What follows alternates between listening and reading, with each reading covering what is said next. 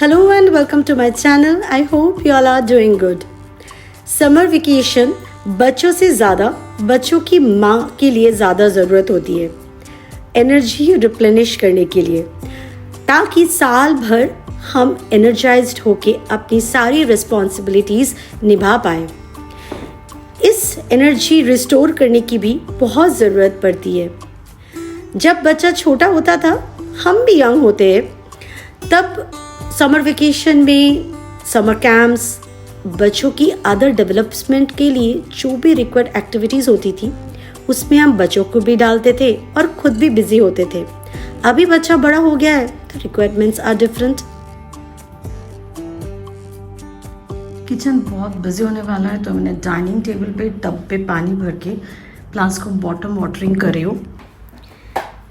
Last year grade 10 में था तो रायन के फ्रेंड्स, मेजरली उसके सारे फ्रेंड्स लास्ट ईयर इंडिया गए नहीं थे या कोई हॉलीडेज़ के लिए नहीं गए थे।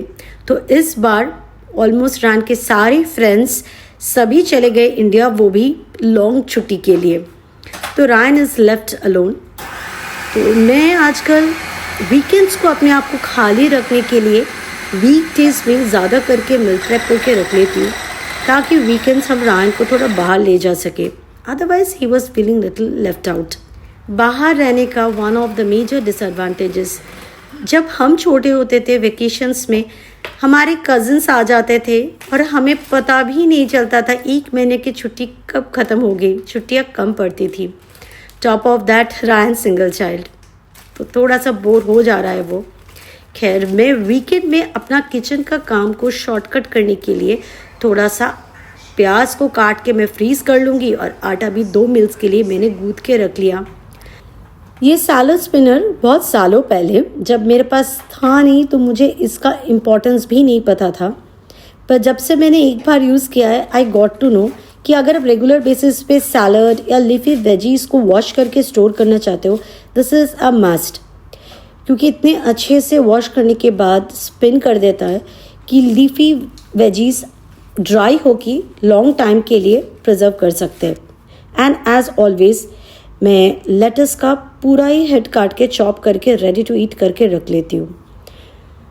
ऑनलाइन कुछ सब्जियाँ मंगवाई थी तो एक बड़ा सा लौकी आ गया था जो हमारे घर में एक टाइम पे एक मील पे बनाती तो किसी भी तरह ख़त्म नहीं होने वाला था। तो मैं आधा लौकी का ना पकौड़ा बनाऊँगी। सबसे पहले सोचा था कोफ्ता बनाऊँगी, फिर मुझे लगा कि मंचिंग के लिए रायन को इवनिंग में स्नैक्स के तौर पे दे देती हूँ। तो मैंने लौकी को ग्रेट कर लिया, कुछ देर नमक लगा के छोड़ दीजिए, उससे पानी रिलीज़ होगा तो वो पानी को थोड़ा डिस्कार्ड कर दीजिए, पर वो फेंकिए मत, कोई और सब्ज़ी में ऐड कर सकते हो। पर मेरा लौकी से कोई भी पानी रिलीज़ नहीं हुआ था तो मैंने फटाफट अदरक और ग्रीन चिली को फाइनली चॉप करके ऐड कर दिया। फिर प्याज, वो लच्छे वाला प्याज, जैसे प्याज के पकोड़े बनाते हैं ना, जिस थिकनेस का होता है वैसा प्याज ऐड किया। फिर मैंने पनीर को क्रम्बल करके ऐड कर दिया और पाउडर मसाले में आप जो चाहो ऐड करो। मैंने ब्लैक पेपर, सॉल्ट और कोरिएंडर पाउडर ऐड किया और उसके बाद मैंने ऐड किया है जो मैं घर से लेके आई थी ना, वो सोसाइटी का dry red chilli garlic powder. I am obsessed with this. मैंने वो थोड़ा सा छिड़क दिया और बेसन में उतना ही ऐड करूँगी जितना बाइंड होने के लिए चाहिए। वो बेसन वाला टेस्ट नहीं चाहिए सब्जियों का, और पनीर का टेस्ट ही ज़्यादा अच्छा लगता है खाने में। मैं थोड़ा थोड़ा करके ऐड किया था, बिल्कुल एकदम कम अमाउंट में ज़रूरत थी, क्योंकि इसमें पनीर भी है तो अच्छे से बाइंड ईजीली हो जाता है। और मैं एयर फ्राई करूँगी तो ऑयल भी मैं इसी स्टेज पे ऐड कर दूँगी। मैं मस्टर्ड ऑयल ऐड कर रही हूँ और एयर फ्रायर में मैं फ्राई करने वाली हूँ, तो तब भी थोड़ा सा ऑयल अगर ब्रश करूँगी ना, तभी मैं मस्टर्ड ऑयल ही ब्रश करूँगी। बस मैंने देख लिया कि अच्छे से डो बन रहा है तो और मैंने बेसन ऐड नहीं किया था।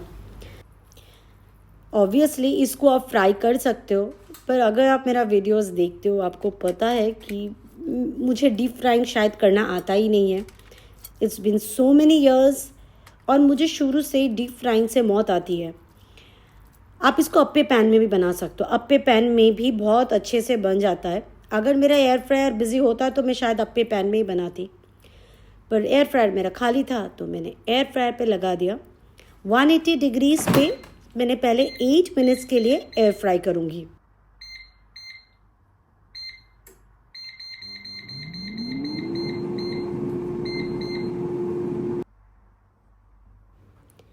आठ मिनट के बाद ऊपर का साइड अच्छे से हो भी गया था। मैं फ्लिप करके थोड़ा सा ऑयल ब्रश करके 180 डिग्रीज पे और 8 मिनट्स के लिया था। तो टोटल 180 डिग्री 16 मिनट्स में बहुत अच्छे से लौकी का पकोड़ा बन गया था।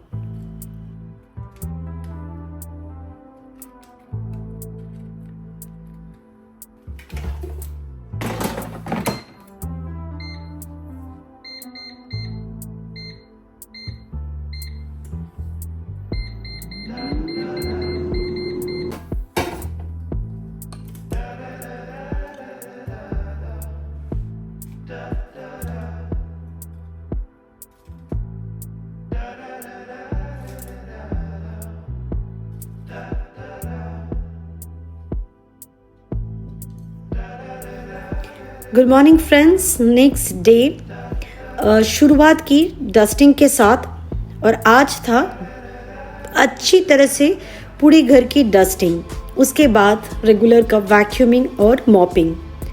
शुरुआत और प्लान टू डू लिस्ट में तो डस्टिंग ही थी।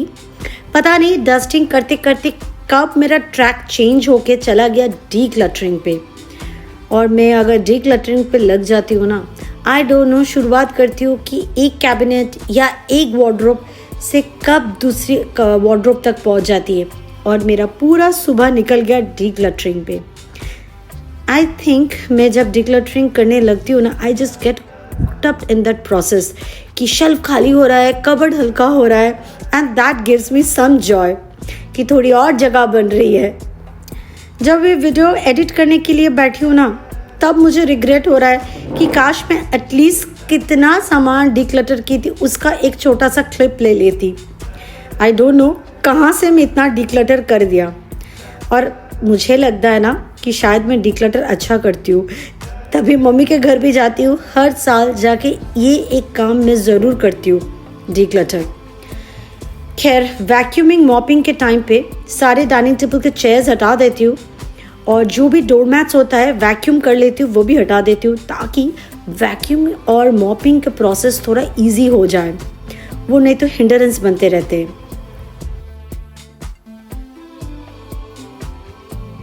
मैं सालों से वो हैंडल वाला फ्रिज यूज़ किया था। इस तरह से ग्रिप करके डोर खोलने वाली मैंने यूज़ नहीं की थी। ये वाला खरीदने के बाद से मतलब मुझे ऐसा लग रहा है ना बहुत ज़्यादा मार्क आ रहा है, पता नहीं ये ग्रिप। तो मैंने थोड़ा सा क्लिंच रैप लेके लगा दिया था ताकि मैं whenever I feel I can change it. I don't no, इसका कुछ सोल्यूशन मुझे समझ में नहीं आ रहा है। फिलहाल मैं एक नैपकिन डालने की कोशिश कर रही हूँ, बट इतना भी तो ग्रिप है नहीं, मतलब अंदर तक तो टगिंग तो नहीं होगा, बट ये तो गिर ही जाएगा। कुछ है आपको आइडिया तो प्लीज़ मुझे भी दे देना। I am really not able to do anything with this. और वो बार बार पकड़ना और आई डोंट नो, इस पार्ट में ना बहुत ज़्यादा फिंगरप्रिंट्स आ जा रहे हैं। अगर आप लोग मुझे कमेंट करते हो या मुझे इंस्टा पे डीएम करते हो कि आप लोगों ने मुझे देख के मोटिवेट होके जिम ज्वाइन किया है, it really makes my day. अगर मैं किसी एक को भी कोई अच्छी चीज़ करने के लिए मोटिवेट कर पाऊँ, दैट मीन्स कि मेरा वीडियो बनाना सक्सेसफुल हुआ है। और मेरा इंस्टा हैंडल भी सेम मेरा चैनल का नाम ही है। चलिए फटाफट एक 1 पॉट चिकन डिश आपके साथ शेयर कर देती हूँ। Andhra style chilli chicken. बच्चे अगर ग्रीन चिली हैंडल नहीं कर पाते तो ये डिश आपके लिए बिल्कुल नहीं है, क्योंकि बहुत स्पाइसी होती है। बहुत बेसिक इंग्रेडिएंट्स होता है और फटाफट बन जाता है। चिकन को लाइम जूस, सॉल्ट, थोड़ी सी हल्दी, mustard oil, ginger garlic paste, ढेर सारा ग्रीन चिली, मतलब जितना तीखा आप बना सकते हो उसको उतना ही तीखा बनाओ। ना खा पाते इसको, ना छोड़ पाते, ये एक ऐसी डिश है। और अनियन, स्लाइस्ड अनियन, इसको भी इसी के साथ मैरिनेट करके 20-30 मिनट्स के लिए रख देंगे। ज़्यादा मैरिनेशन की इसकी ज़रूरत है नहीं, क्योंकि ये सीधा प्रेशर कुकर में ही बने वाली है। और जब तक मैरिनेट हो रही थी, मैं धनिया को भी वॉश करके ग्रीन चिली और एक पोर्शन ऑफ ग्रीन चिली के साथ मैं चॉप कर रही हूँ। चॉपर हुआ ही था, प्याज और एक स्लॉट ऑफ ग्रीन चिली के लिए, तो मैं कर रही हूँ। नहीं तो डायरेक्ट आप मिक्सर ग्राइंडर में पेस्ट बना लीजिए। और चॉप करके मिक्सर में डालती हूँ ना तो फटाफट ग्राइंड हो जाता है। एक्चुअली ग्रीन चिली, धनिया और पुदीना साथ में ही पेस्ट करना है, लेकिन पुदीना मेरे पास था नहीं और जिम से वापस आते हुए भी मैंने स्टोर पे चेक किया था, जो मेरे जिम के साथ ही एक सुपरमार्केट है, वहाँ पे था नहीं अच्छा सा फ्रेश सा, तो मैंने फटाफट ऑनलाइन ऑर्डर दे दिया है, वो आ जाएगा। तब तक मैं अपना काम आगे बढ़ा रही थी। और चलिए चिकन को डाल देते हैं कुकर में, क्योंकि ऑयल ऑलरेडी मैरिनेटेड है तो और ऑयल की ज़रूरत नहीं है। बस थोड़ा सा स्टीयर करना है, प्याज का कलर भी चेंज नहीं करना है। ये ना इस पॉइंट पे स्टू जैसा है। बस लिड लगाएंगे, लॉक नहीं करेंगे ताकि वेपर फॉर्म हो। चिकन का खुद का जो पानी रिलीज़ होगा ना, उसी में कुछ देर के लिए चिकन को भून लेंगे ताकि वो चिकन का जो रॉ स्मेल है ना वो चला जाए। ये करते करते मैंने अपने चाय भी चढ़ा दिया था। और अभी आजकल ना मैं हुक्ड अप हुई टेटली का बिना पिन वाला जो टी बैग्स आते हैं, इससे चाय बहुत अच्छी भी बन रही और फटाफट भी बन रही है। ऐसे तो कैमरे में देख के लग रहा हो ना कितना सूदिंग सा क्लाइमेट है, बहुत गर्मी है।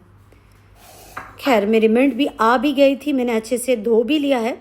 इसको मैं चॉप करके ब्लेंडर में डाल दूंगी। पर एक होल पंच ऑफ धनिया के साथ मिंट का रेशियो थोड़ा सा कम रखते हैं। और जो लेफ्ट ओवर मिंट होगा इसको मैं ड्राई करके हाथ से ही क्रश करके मैं स्टोर कर लेती हूँ ड्राई मिंट एक बॉक्स में। Our hearts beat to the city streets. We began to feel the fire. We rise like tall buildings as the chemicals they take us higher. The night's young and it's just begun. As she puts her hand. Pressure cooker का सिर्फ lid लगाया था, lock नहीं किया था, तो chicken का खुद का जो पानी रिलीज होता है उतना ही रिलीज हुआ था। लेकिन प्रेशर कुक करने के लिए थोड़ा सा पानी मुझे ऐड करना था, वो मैंने ऐड कर दिया और 1 से 2 सीटी लगाएंगे।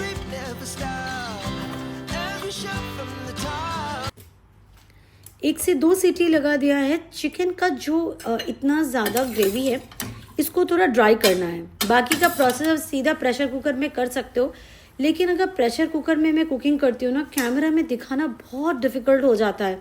हाइट होती है तो, बट फ्लैट एक कढ़ाई में बनाते हैं ना तो दिखाना बहुत इजी होता है। इसीलिए मैंने कढ़ाई में शिफ्ट किया और हाई हीट पे ही रखेंगे ताकि पानी भी रिड्यूस हो जाएगा और जो ग्रीन पेस्ट बनाए थे वो ऐड कर देंगे एंड दैट्स इट। ऊपर से हाँ मैंने थोड़ा सा लाइम जूस ऐड किया था, थोड़ा सा, वो टेस्ट करने के बाद ही आपको लगेगा कि ऐड करना चाहिए कि नहीं। तो spicy Andhra style green chilli chicken तो मैंने रेडी कर दिया। ब्राउन राइस जिसको मैं सोक करके रखी थी उसको मैंने चढ़ा दिया और साइड में बना रही हूँ सांभर। सांभर के लिए मैं सीधा प्रेशर कुकर में ही चढ़ा रही हूँ, इलेक्ट्रिक प्रेशर कुकर में।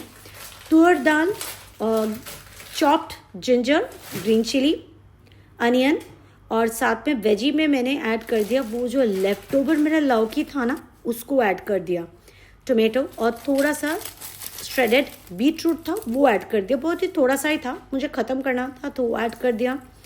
मुझे बहुत पसंद है एवरेस्ट का सांभर मसाला, वो ऐड किया। थोड़ा सा हल्दी, salt, adequate amount of water और बस इसको प्रेशर कुक कर लूँगी हाई पे 10 मिनट्स।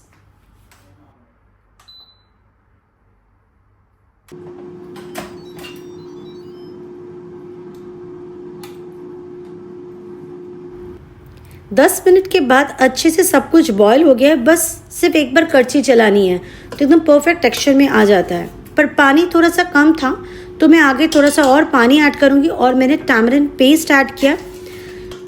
रेडी करके रखा सरसों, क्या बोलते हैं इसको, ड्राई रेड चिली और गार्लिक, और 2 मिनट के लिए मैंने कुक किया था and sambar is ready, perfect texture. और यहाँ पे ना मैं इंडिया जाने से पहले कुछ गोभी था जिसको मैं काट के वॉश करके भी फ्रीज़ कर सकती थी, पर मैंने एयर फ्राई करके फ्रीज़ कर दिया था क्योंकि अगर कच्चा गोभी को मैं फ्रीज़ कर लेती तो बाद में आराम से बन जाती, लेकिन उससे ना बहुत ज़्यादा लिक्विड रिलीज़ होता है, पर एयर फ्राई करके रखा था तो मेरा आधा काम भी हो गया और सूखी गोभी की सब्ज़ी बनाने के लिए वो परफेक्टली रेडी था। तो आज मैंने लगे हाथ सूखी गोभी की सब्ज़ी भी बना ली। तेल में मैंने जीरा डाला था, फिर चॉप्ड जिंजर और अनियन लाइटली सॉटे हो गया। फ्रोज़न मटर था, उसको मैं थोड़ा सा पहले भून लूँगी ताकि वो फ्रोज़न का स्मेल चला जाए। थोड़ा सा सॉल्ट ऐड किया। उसके बाद मेरे पास जो फ्रोज़न टमेटोज़ थे उसको मैंने चॉपर में चॉप कर लिया, तो पल्प जैसा रेडी हो गया है। बस इसको अच्छे से भून लूँगी। थोड़ा सा हल्दी, थोड़ा सा धनिया पाउडर, और ये एयर फ्राइड जो गोभी है वो धुआं निकल रही, गरम नहीं, वो फ्रोज़न थी, हीट पे आया तो इसके लिए आपको वो धुआं दिख रहा है।